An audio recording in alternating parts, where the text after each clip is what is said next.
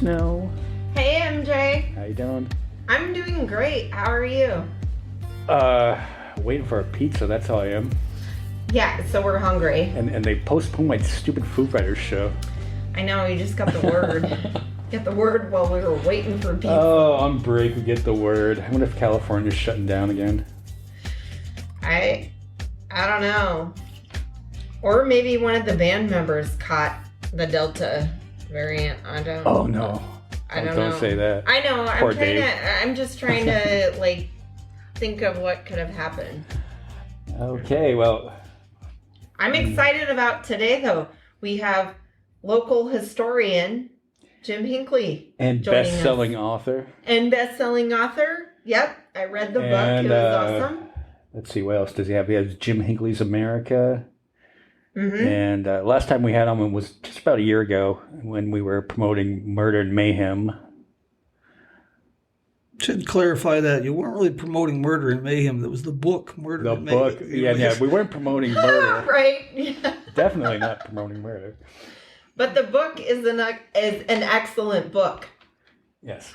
The dark side of Route 66. All the stories, and even the tie-in with Bonnie and Clyde, like some famous murderers and mayhemers. Yeah. How'd that book do for you? Doing okay. Would have done better if we didn't have COVID last year, but How did that affect distribution? oh, it was terrible. Hey, I have a very dark sense of humor, and you need that because if you're going to be an author or writer, that it comes in handy. But book came out in the fall of 2019, and in March I received notification that the book had just won an award, prestigious international award.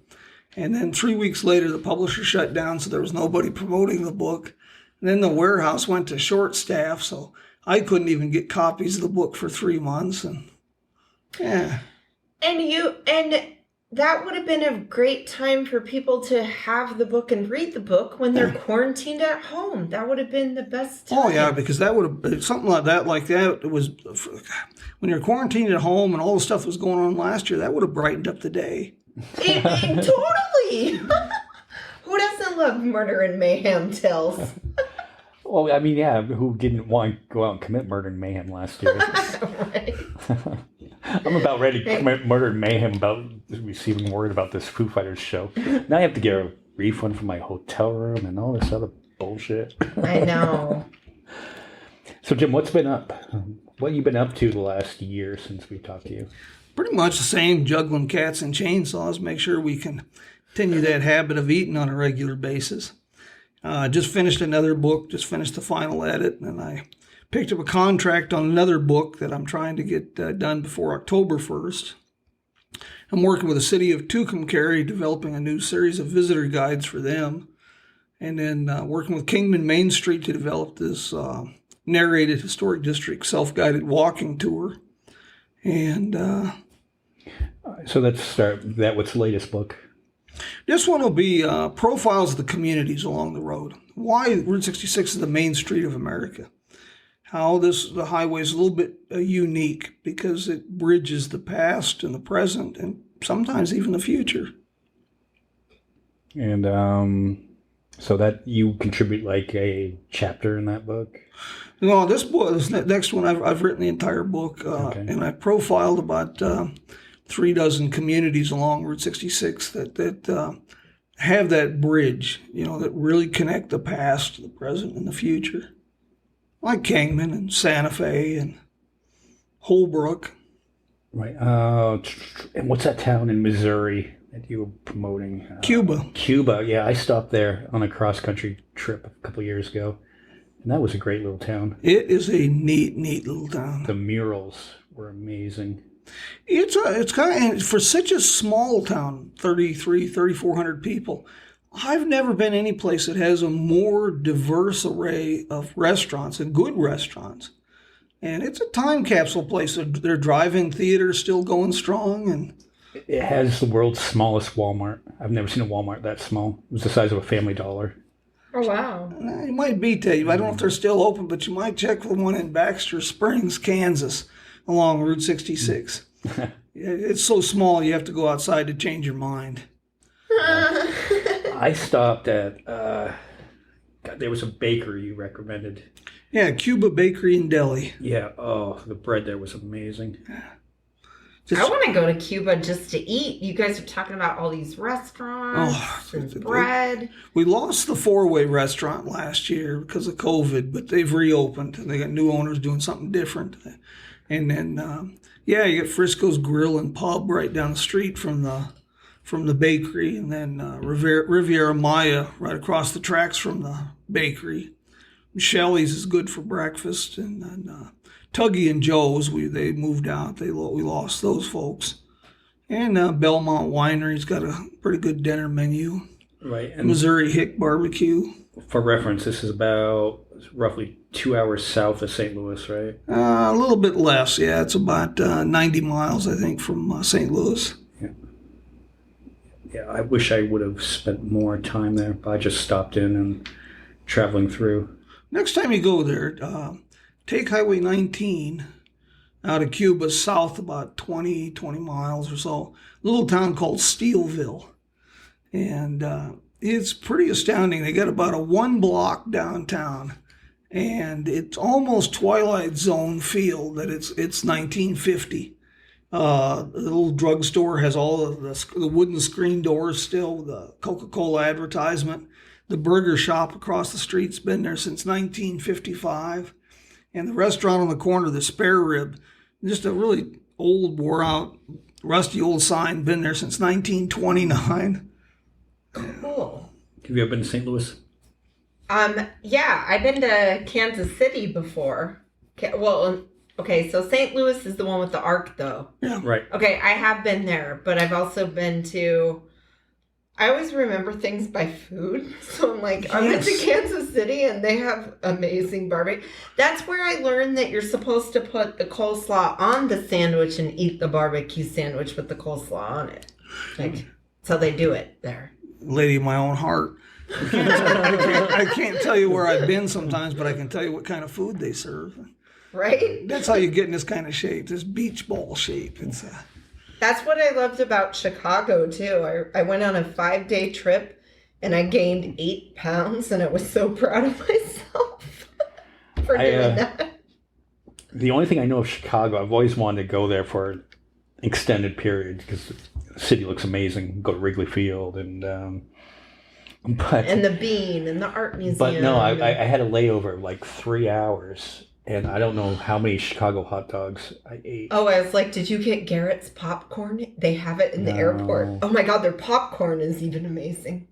You can get the cheese and the caramel and mix them, and it's so good. Did you go up in the tower with the glass floor, the former Sears Tower? I did, and I was really excited to do that the entire time until I got up and it was our turn to go out in the box, and I froze, and this is going to sound horrible. I froze, and there was like people like, just go. Like, don't you want to get your picture taken? And my sister is already standing in the box, and she's like, come on, people are waiting, get out here. And I could not move. And the reason being is like, there are these glass blocks that pop out. And the only thing that I could think of when I got all the way up there was how the only building that was taller than the Sears Tower was the towers. And then I had these bad thoughts about how people had to jump out of the tower, and I couldn't do it. And it was like I had a panic attack. Yeah. Basically, that's what happened.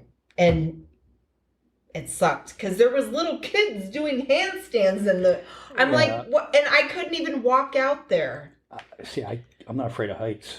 I would do that. I'm not either. I can go to the Grand Canyon when there's not a rail and just go step right out on the edge and look down. No, yeah. I've been skydiving since. It was just that, it was like that mental thing that happened right before I went out there. You know, that might be a money-making idea. You could get the Depends concession up there. Would you have done it then? Maybe. Like, okay. Well, like... Well, Jim's got a great idea then. Yeah, I would do it then. All right, let's get back on track. The walking tour. How is that going? Because we both went on the walking tour. It was 2 years ago. It was almost exactly a year before the pandemic when we went on it. Well, it's going to be really nice. I've been pushing this for a while, but they've got the first one done as an example. And it's going to be a multifaceted situation. There'll be a kiosk at the different sites. It'll be broke down into like a picture of yourself here, great places for selfie, and film and celebrity sites, Route 66 and historic Kingman.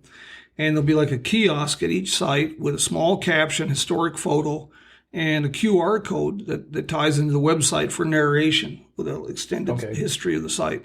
The website will have a then and now photo of that location, as well as the audio file.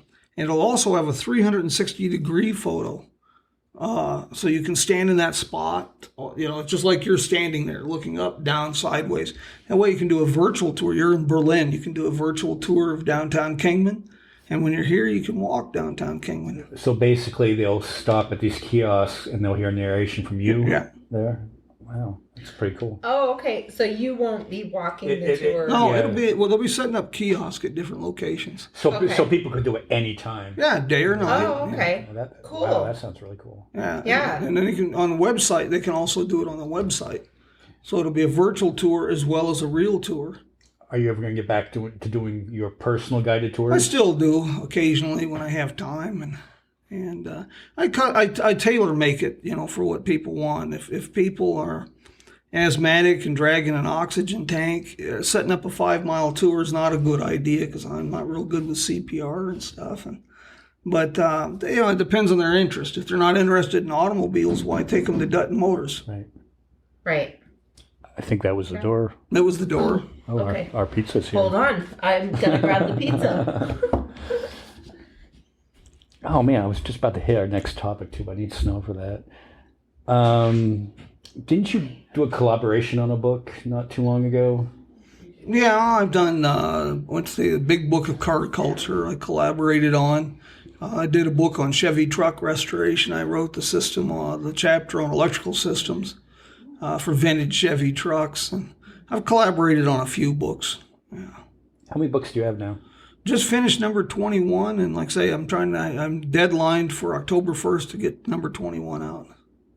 My goal is to become a writer when I grow up. That's what I'm working on. Right. When did you start? How old were you when you started in 1990. 1990. So I sold my first book. I wrote my first book in 2002, and I started writing professionally in 1990. And like I say, the goal is to try to become a writer when I grow up. That's what I'm working on. Yeah. You are a writer. No, a writer is, the definition of a writer, that's the only thing you do for a living, and you can still afford to eat every second day. So I come up with things to support my writing habit. How do you find that many ideas on what to write about? I might have one good book in me if I really sat down and focused on it. It would surprise you. The challenge is to avoid the rabbit holes as much as you can. The rabbit holes, though, are where you find the treasures. For example, when I was working on a presentation on the development of the American auto industry for a museum fundraiser in Michigan, I come across this company, a little obscure automobile company down in Ohio. And the origins of the company was the fellow African-American was a slave, and he learned the blacksmithing trade, and he learned a bit about carriage and wagon building. And after the war, when he got his freedom, he went into Ohio, started his own blacksmith shop, started building wagons and buggies. And then when automobiles came along, he and his son, they started building automobile bodies for different companies. Then they started building automobiles. And for 15 years, they built automobiles. As far as I know, the only pioneering automobile company that was African-American. And when they quit building automobiles, they started building bus bodies and ambulance bodies for different companies. They maintained right up through the Great Depression. That's so cool. And, what was the name of their company? Greenfield Patterson. Cool. And you get into all kinds of little things like And my pa always said, better to fill your head with useless knowledge than no knowledge at all. And that's been trying to make a career of that for a long time. But my head's full of useless knowledge. But like the electric windshield wiper, first patent for it was a woman that came up with that idea. Yes. Really? So do you just think of things that you're like, I wonder what happened here, and then just kind of like dive in more to it and research it, and then now that's how you know all these amazing stories? Well, you just like say you got my problem is focus, because I'll get sidetracked. It's the old green ball, red ball thing. You're chasing the green ball until you see the red one, and I got to watch that because of deadlines and things. But there's just so many stories, and I try to specialize. When I first started writing, and I was associate editor for Cars and Parts and different things, 1885 to World War II with the auto industry. It's just an absolute amazing period of time. And there's so many stories that have never been told. I just ran across a lady, name escapes me, amazing woman back 1911, 10, 11, 12. She became obsessed with motorcycles and got herself in a ton of trouble in New York City racing up and down Broadway and things on motorcycles. Yes. And she beat up on Harley Davidson until they took her on and trained her as a mechanic, really? Harley Davidson mechanic.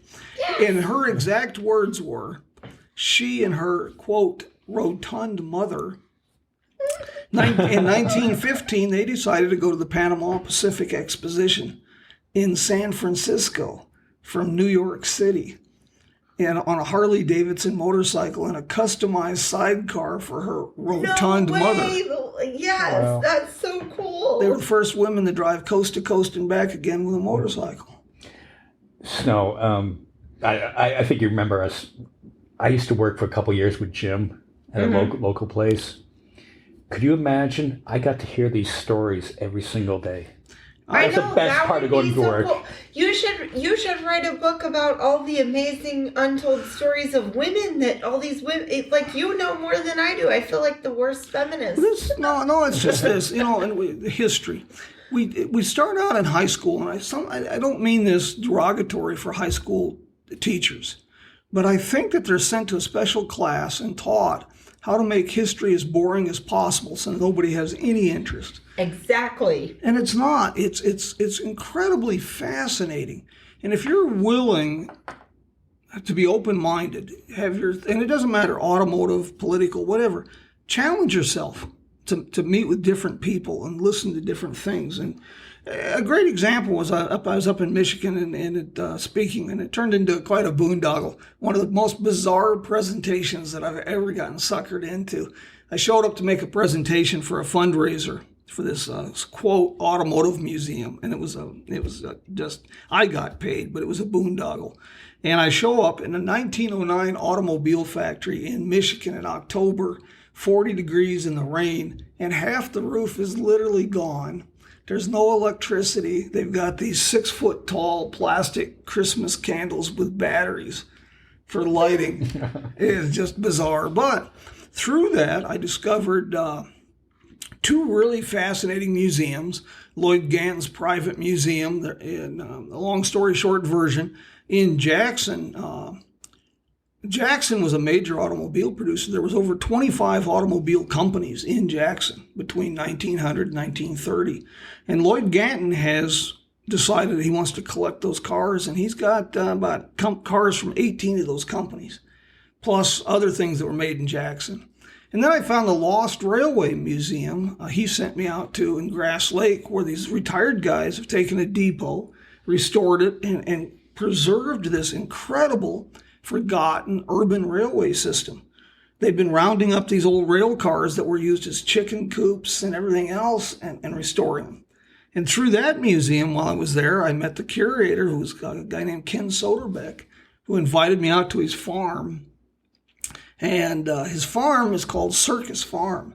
It was the headquarters for the Lewis Brothers Circus back in the teens and the 20s. Soderbeck and his wife are converting the elephant barn into a home. all green. But his claim to fame is he restores fire equipment, fire trucks, from 1860s through 1930. And he does it all. He makes the wood spoke wheels. He does the gold lettering. If there's like a broken casting, he'll cast it. Wow. He makes the iron wheels. And even better, almost all of his tools and equipment were manufactured before 1930. His drill presses he's got a drill press that's hand operated. Wow. When everything was made in the United States. So you just start following these strings, and it's amazing where we go. It's so easy, we get locked into just in fill in the blanks, we get locked into things. But if you're open, the stories are out there, and Kingman's a perfect example of that. The stories in this town are just extraordinary. Right. One we wanted to touch on, because it was Snow's passion, was her name. Her name is Jenny Bowders. Right, and you played her in the Halloween walking play last year. In the walking play. Anyway, the Ghost Tours play. So give us a little background on her story. So Jenny was a madam. She's originally from Belgium. She's also known as Belgium Jenny. And she came over to America from Belgium for new opportunities. And she had a son when she came over, but the son had gone to boarding school. She sent the son to boarding school to, further his education and whatnot. And she went to Jerome and became like a madam there.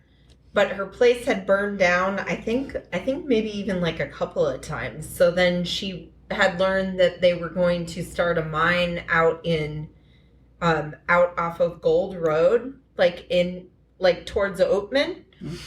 And so she came out Kingman Way. And then that's why she's in the Ghost Tours story, because her story did not end well. She had a guy who kind of like clinged to her, and she was kind of known as like the madam with the heart of gold. Like, she treated her girls really well. Like, she would take half of their money, but she made sure that they got educated and that they got medical attention and whatnot. And so one night, the guy that kind of like, he was a loser, but she kind of had a soft spot for him. He gambled and drank and whatnot. There was a big ruckus in the street, in the middle of the street. Like, they were fighting. They went out in the street, and he shot her in the hip, and then she fell, and then he shot her again, and then he went up and shot her at close range and was saying, "Are you dead yet?" And then he like turned the gun on himself, because then he realized what he had done. Oh, his name is Clement Lee, in case I didn't say that. Clem. Okay. And then he shot himself, but that did not kill him. So then he ended up getting arrested and then got hung later for what he had done. But no one would help her. Like, when she was, I think her last words were, when he was coming to shoot her in the face when she was already on the ground, was like, for God's sakes, don't shoot. And then he killed her. And Snow, your performance was awesome. The fall when you got shot, that seems so realistic. Right? But they did it, so it wasn't like, I learned all this stuff later, because I was like, after the play, I was like, I should look up and see if if the story that I portrayed was a true story. So I looked it up, and I was like, oh my God, it's even worse. Like, they just had it where they had me, and I get it, they wanted to have a big shootout between Clem and the sheriff, so they wanted to have that whole thing, but that's not entirely how it really went. But see, what you just did there, you said you wanted to know more about the story. That's how you do it. That's how you get involved with this stuff. You start chasing these things. Yeah. And the next thing you know, you're chasing the story of Clem. Right. And like, so I even chased it this morning. I went to the cemetery because I had read about how they had moved these people's remains. Apparently, they were both buried Like, the biggest upset was, since she was a woman of ill repute, back when they had the Pioneer Cemetery, they had notified her son that she had been murdered. So then they held her body until he could come from Chicago all the way out to Kingman, which took 4 days. So then when he came, he had to make the funeral arrangements for his mother. And he spared like no expense, and he had no idea what his mother had done before. Like, he didn't know what her occupation was, but then was told. But then he found it just as hypocritical as she did. Like, these people still use my services, but they actually wouldn't let her be buried inside of Pioneer Cemetery. Like, they had the cemetery and she had this fancy grave on the outside of it because she was a madam.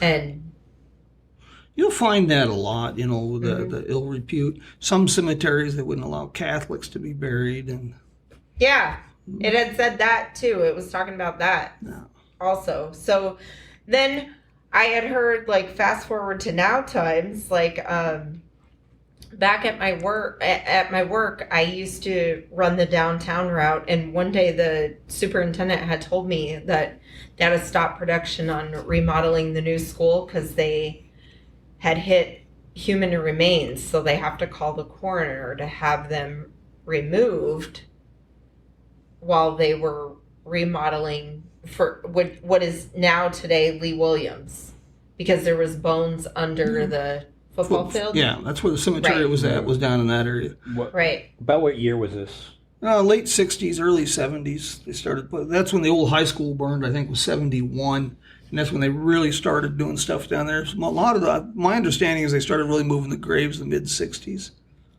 And they actually moved them before, because I went to the cemetery today and I talked to, there was a gal working in, she's a fan of yours. There was a gal working in one of the graves. Obviously they had a funeral going on later, and I'm like, I'm really sorry to bother you, but I was wondering about the graves of the people who were under the football field and got removed. And she's like, oh yeah, they moved the Pioneer Cemetery. It's over there, like, but where the flagpole is, yada, yada, yada, and then she was telling me how they had moved the graves, but then the people that didn't claim the family, she's like, there's still bones that are underneath the school because some people didn't claim them, or there's just too many because that's where the cemetery was. And she's like, you can Google search all of it. So I Google searched it, and I guess the Pioneer Cemetery went like, Mountain View opened in 1917. And so in 1917, they started moving a lot of the bodies over, a lot of the graves over. And then in 1944, they had basically considered the Pioneer Cemetery, like, whoever hadn't claimed people, like, they forgot about it. Like, and maybe that's why they were then the school was just put on top of it. Well, see, now I learned something. I knew my dad warned me about this. If you're not careful, you learn something new every day. So this fills in some holes. But, a little perspective on that, to show you the prejudices and things that people get into. But here you got this lady that can't be buried in the cemetery. We had another madam here in Kingman that had a real famous parrot. And yeah, we did a story. Hers was in my group too, because I was in group B. Yeah, go ahead. I'm sorry, I got excited. we found the parrot's headstone a while back down in the the basement of the museum. But here, I should tell the actress, because I'm friends with the she Polly and Blackjack. Blackjack. Okay. But here you can't bury this lady in a cemetery, but you can have a cemetery, a funeral for a parrot. I know. It's insane. Why was the parrot famous? And my understanding is it could cuss in 4 languages. Oh, coolest parrot ever. It wouldn't surprise me, because back then we had so many immigrant workers that would come over to work in the mines. So there would be a ton of languages. Like, I insisted when I when I played Jenny, I'm like, I was looking at the thing and I told my director, I go, it says that she's from Belgium. I'm like, I kind of feel like I should do an accent, and I'm not so sure on Belgium, but I'm like, maybe if I mix like German and French. All right, let's hear it. Oh God, I probably shouldn't have said that. Let me think of a line from, like, I'm trying to think of what I say to Clem. Oh, I was like, get your hands off of me. You're drunk and the whole town knows it. That's all I got. Mountain View Cemetery. You said it was established up there in 1917. I think from what I read on Google when I tried to go research some of this, like the Pioneer Cemetery went from like 1900 to 1917, and then in 1917 the Mountain View one had opened. So they started transporting some of the graves from when people could claim them, which is the interesting part that fills in the holes for me, because when they sit there and say, well, they tried to claim the bodies that they tried to claim whenever they dug up and found remains still in 2010 when they went and remodeled the school. Mm-hmm. So that makes sense that they had forgot about them in 1944. They considered them a lost cause because no one else was coming to claim the remains. So they were like, then they tried again, but that's what kind of makes me sad too. Like so I bought this book about Jenny. When I went to Jerome to try to find the author who wrote the book lives in Jerome, but she's completely retired now and doesn't want to be bothered anymore. I think she's like an older woman, and she's, maybe she doesn't feel so well anymore or whatever. So she doesn't want to talk about it anymore. But she wrote a book several years ago called Are Ghosts Real? The Story of Jenny Bouders, Belgium Jenny. And so I read the whole book, and according to her book, the remains were dug up because hers were not claimed before then. Obviously, she had like no other family. And when they were dug up in 2010, all the remains that they had found, the construction workers, were put into Home Depot buckets and then moved to a storage facility in Lake Havasu. I'm like, and then they just sit there? I don't know. Are they waiting for like DNA testing or whatnot?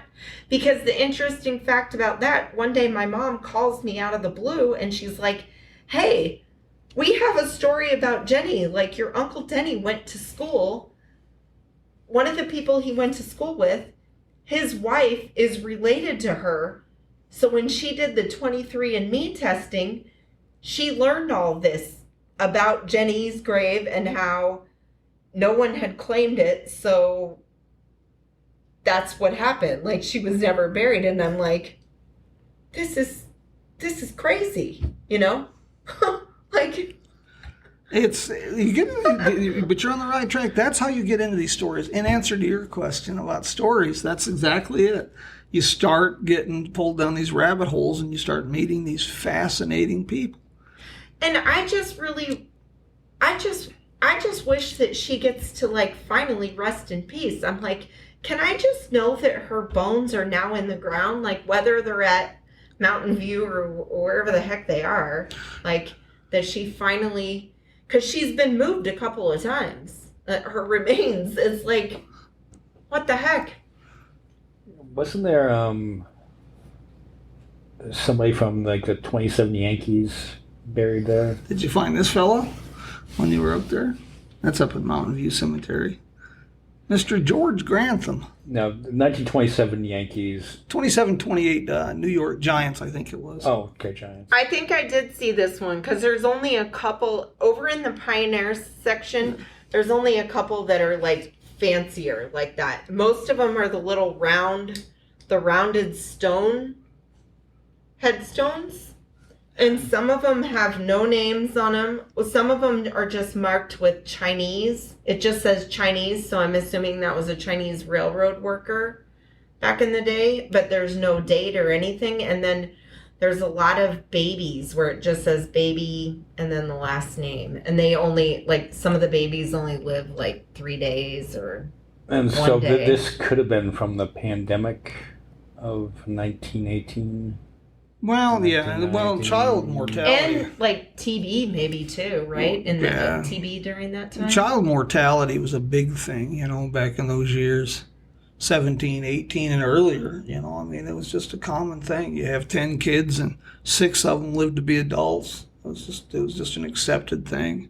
It kind of still is, though. It doesn't the United States still have a high infant Wasn't the mortality? life expectancy back then like your late 40s? Yeah. And like even it was like in the 30s. 20s, it was like 48. Yeah, there was a lot of people that like lived maybe like 35 years, or Jeez. yeah. Overstayed your welcome already, huh? Well, I mean, that's kind of like we're talking a lot of history, but history is doomed to repeat itself, which is kind of what we're going through now. That's the thing. To a That's degree. the thing about history, though. I think that's the most brilliant thing about history. It's like, when are people going to realize that you literally have all these stories that you maybe should learn from, and then that's supposed to make you Well, you would think. Right. But it's like, once we can like grasp that and get more people on board, then I think we'd be in a better situation. Yeah. We never have, though. We just don't. I mean, it's just who we are. It's for whatever reason, it's human nature. And a lot of the stuff that we're dealing with right now, internationally, politically, and otherwise, is it's been done not even that long ago, 40, 50, 60 years ago. It's preventable. Yeah. Like, it's like we already learned this, guys. Like, when is it going to sink in? Well, speaking of that, we were talking earlier about the Route 66 festival being canceled this year. In Springfield, yeah. Yeah. So, what is the state of tourism returning maybe next year? It's a wild card. International tourism, possibly. Most of the tour companies I work with from overseas, they're not even making any plans until fall next year. From my understanding, and talking to some tour company owners in Australia and New Zealand specifically, they don't plan on opening their country until at least January 2022. And if you leave for anything, you've got mandatory 2-week quarantine situation. And then on top of that, what people don't think about that hinders tourism development internationally, traveler's insurance. You can't. It's crazy to think about going to Europe and things without having insurance, health insurance. Travel. A lot of these companies won't insure people right now, especially coming to the States and some of these other countries.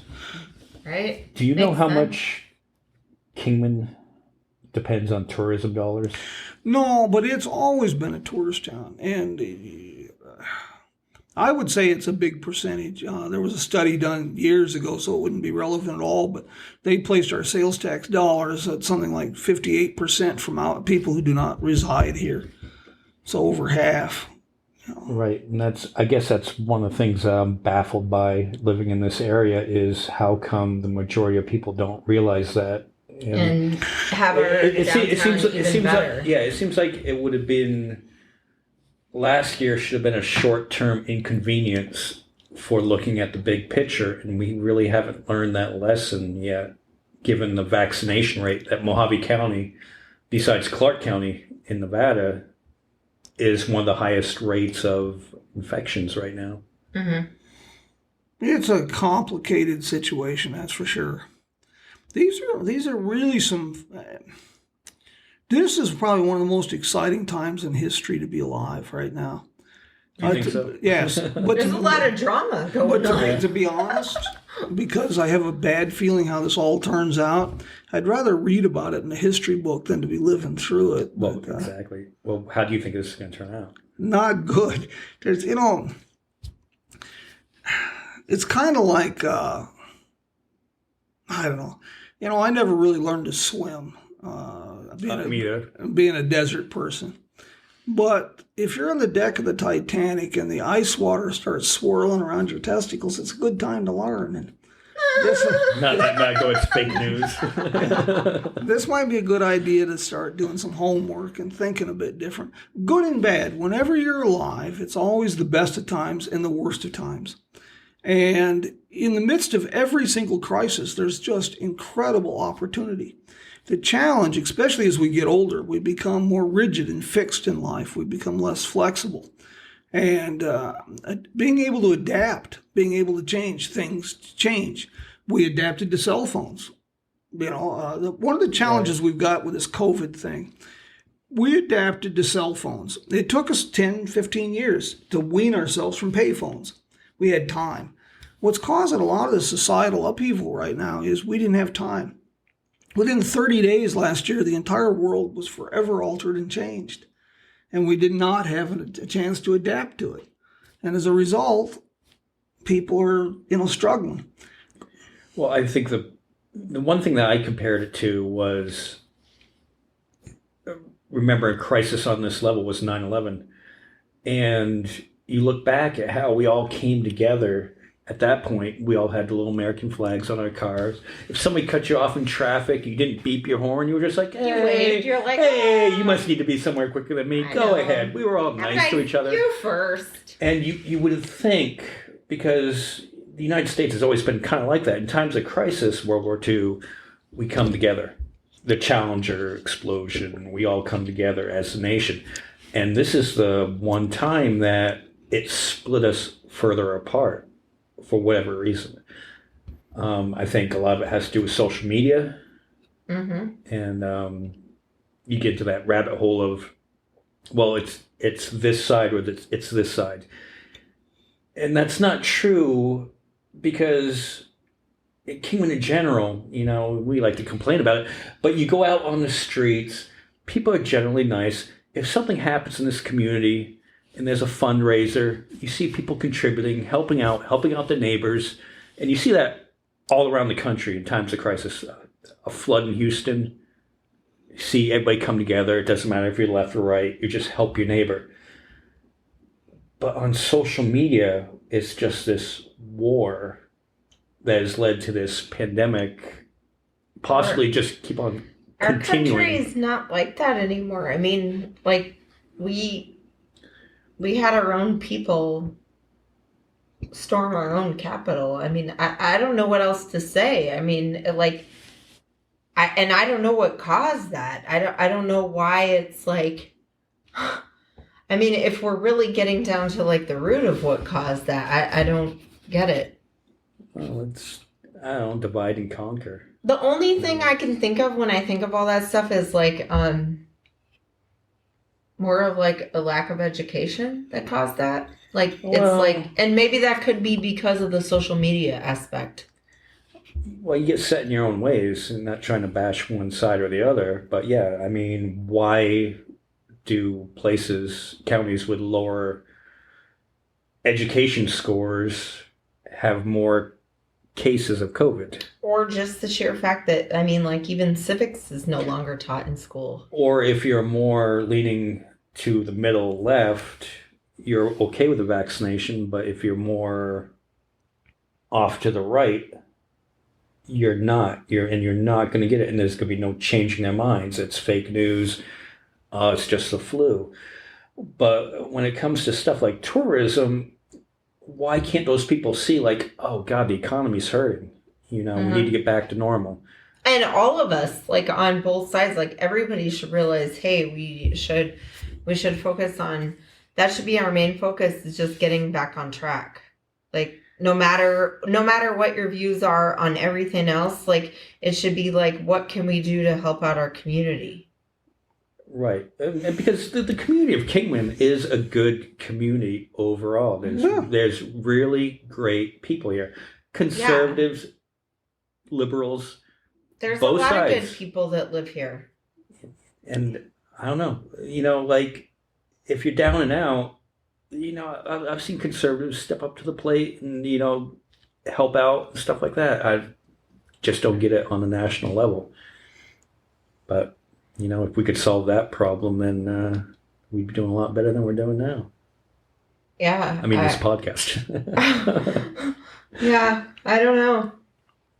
it's hard to tell, like, what the answer is. I mean, I wish I knew the solution. I wish we all knew the solution. I think if we knew the solution, we'd do it. Well, I mean, that'd be countrywide, though. I mean, we have a water problem in, half the country from the Mississippi River on over this way is on fire. The other half is going through flooding. Mm-hmm. Now, why can't we, the brilliant minds that we have... Why have we never figured out flood pipelines yet? Why can't we somehow build a pipeline to get that water from back east and, get it out west? If we can transport oil, why can't we transport water? I mean, why? If we can have the oil pipelines, why can't we have the water pipelines? Snow, could you imagine if you and I are the first ones that came up with this idea? Probably not the first, though. You would think.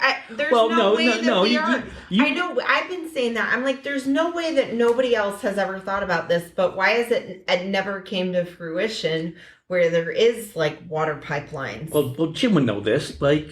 There are ways to build energy efficient cars. Wasn't there was a car that was made to run on water, right? At some point, or the rumor is, and then somehow he mysteriously got poisoned after a dinner with audio. We do love our conspiracy theories. Yeah. A lot of the technology hasn't caught up. They were tinkering with hydrogen for power back 1890s. First person struck and killed by an automobile in the 1890s was struck by an electric taxi cab in New York City. The Woods Dual Electric Company out of Chicago, 1917, they were building a car that was a 4-cylinder gas engine on the highway and an electric car in town. Hybrids. But the science behind it was there, but the technology wasn't. Battery technology, for one, they were still running dry cells. Some of these cars needed 3,200 pounds of batteries to go for 85 miles at 25 miles an hour, Well, it just wasn't practical. Yeah. Have you seen the cost of a Prius battery? No, but... Oh, my God, they're outrageous. It's probably I imagine a Prius battery is about the same as 5 sheets of plywood now. Yeah, probably about. It's roughly $3,500. Yeah. Or 10,000 toothpicks. Just kidding. Historic balance is important here. But the tourism, you're going back to that. There's so much that could be done, and every community's got stuff they could offer. You ask why we don't get it here. Very few towns do. A lot of towns, just tourism, something we give to the old folks to do. We let them run a museum, keep them busy. We don't see the economics of tourism. But we've got great examples. World economy took a $7 billion hit last year because of decline in tourism. Mm-hmm. That's just one example. Yeah. You're going back to the cemetery. We're all going to go back to the cemetery, but that's another story too.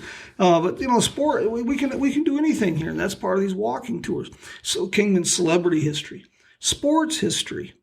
Not only did we have George Grantham here in Kingman, but we had the Pittsburgh Pirates play the Chicago Cubs here.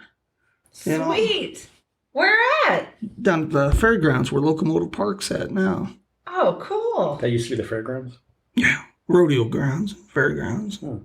Cool. See, now I learned something new today. I know. My pa warned me about that. If a man ain't careful, he learns something new every day. We always learn when Jim's on the show. Yeah. That's why you're like the best history teacher ever. When you were talking about boring history teachers, I used to fall asleep, or it was my favorite class to ditch in high school. I know that's a bad thing to say, but it's so true. But I love history now. But I learned something. I learned from you today, too. See? Yeah. Yay! Well, see, working with Jim, we'd always spend, I'd always go on my lunch break and hang out with Jim. It would always be 15 minutes of complaining about the company and 15 minutes of history lessons. Right. Therapy. Yeah. Therapy. History therapy. Which is what we're doing now. Yeah. All right, so we're going to wrap this up very shortly. Jim has to get going. Thank you for coming on. And let's see. You do Coffee with Jim on Facebook. Sunday mornings. Depending on the technology, it's a kind of a Mayberry television. And sometimes it works, sometimes it doesn't. Do you do any podcasting? I was doing some podcasts, but I kind of got it on the shelf right now. Okay. And where can people find you on Facebook? Jim Hinkley's America. Jim Hinkley's America. Yeah. And you're always welcome on our podcast. Yeah, just give me a holler. Yeah. And where are your books available from? Well, in Kingman, there's really Mojave Museum of History and Arts is the only place. Otherwise, you have to go Amazon, or I've got some books. You can contact me, and I'll deface them with a signature. And you have they're available in the store that's up in Hackberry, the general store. Yeah, they sometimes they have my books up there. Seligman, most of the stores in Seligman carry Needles. A lot of the stores carry it down there. But since we have listeners from all over now, though, so do Amazon. Right. Cuba, Connie's there. Connie Eccles, the Wagon Wheel. She's got a whole pile of my books there, all defaced with my signature. All right. Well, it was good. It was good to see you again. Yeah, it's been a while. Good. Yeah, it's always good to see you. Maybe we solved some of the world's problems. I know if people would just listen to us. But anyway, thank you, Jim. I want to congratulate you on that running for mayor thing, too. Oh, really? Did I run for mayor? You're not? No. Oh, quit spreading that rumor. Who started that? I did just now. No, I'm Team Miles. All right. Well, Snow, until next time. Until next time. Shit, maybe we'll do one of these this weekend since I'm not going to LA. Yeah, maybe. Damn it. All right. Stupid COVID. Anyway, until next time, we'll talk to you later. Okay, bye, y'all. Bye.